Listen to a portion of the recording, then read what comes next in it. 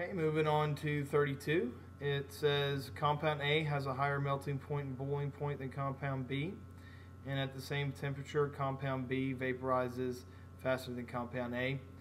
Which of these compounds would you expect to be ionic and why? We would expect A to be ionic because A has a higher melting point, and ionic compounds have a higher melting point and a higher vaporization point. Alright guys, moving on to 33, it says explain why most metals are malleable and ductile but ionic crystals are not.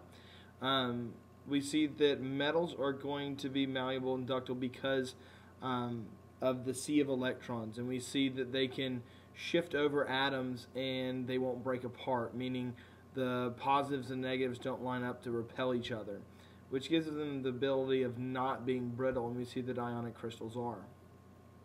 Moving on to 34, it says explain why some molecules are best represented by resonance structures and how these structures indicate the actual structures of the molecules. Remember, resonance structure, we can take an example of ozone, where we have oxygen that is double bonded to an oxygen and single bonded to an oxygen, and we know that it can kind of reverse back and forth, and it goes where they have a single bond on this side and then a double bond on the other. And what we see is both of these molecules are right, and it's kind of when we have them in a actual, if we put it in a beaker, it would kind of be a mixture of both of these guys.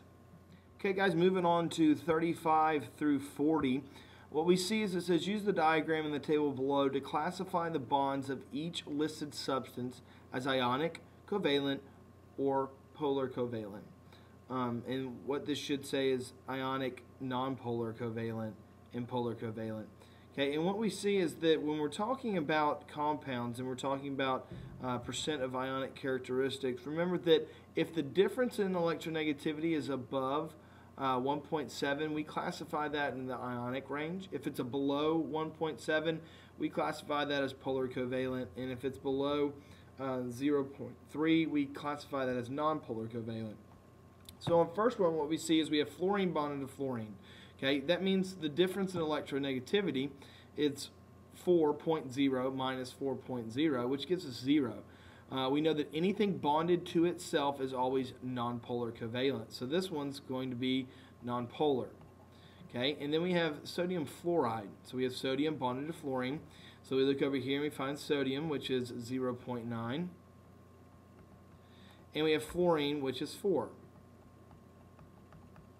And guys, when you get these, you just get, you want the absolute value of it. So we do this and we get a difference of 3.1, which we know that that is above 1.7, so this is considered ionic.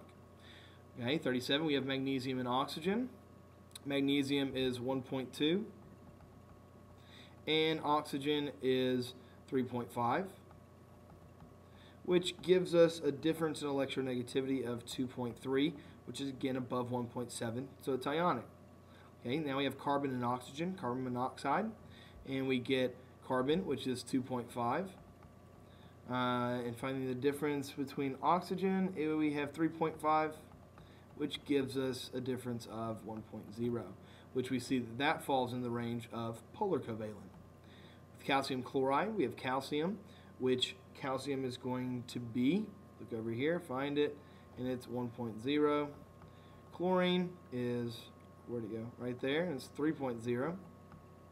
So a difference of 2.0, so that's going to be ionic. And then we have carbon tetrachloride, and carbon is going to be 2.5, and chlorine is going to be 3.